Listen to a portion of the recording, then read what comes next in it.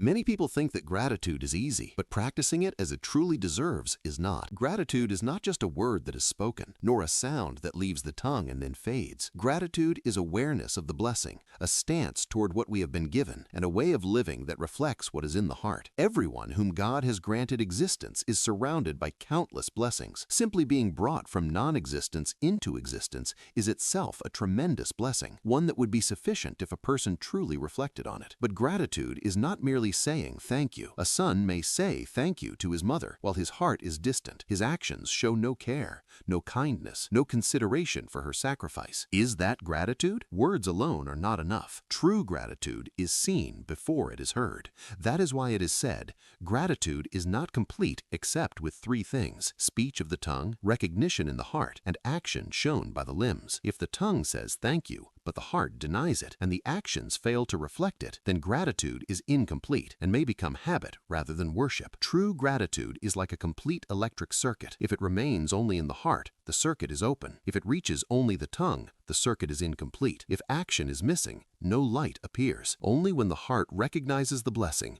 the tongue gives thanks, and the limbs act accordingly, does the circuit close. And when the circuit is complete, the light shines, the blessing takes effect, and the blessing remains. For this reason, gratitude is not mere expression, but proper use, using the blessing for the purpose for which it was given, and in a way that pleases the one who granted it. It has been said, gratitude is exhausting one's energy in obedience, to pour out what you have been given, of time, of strength, of knowledge, of wealth, into the path of goodness. A blessing is like a vessel. It continues to be filled as long as it remains open, overflowing to those around it. But once it is tightly sealed, the flow is cut off. The fig tree was not cut down because it had little to give, but because it withheld and restrained its gifts. Blessings that do not flow to others lose the reason for their continuance. As the poet said, "Whoever does not give as life itself gives is foolish enough to destroy himself through greed." Greed does not preserve blessings.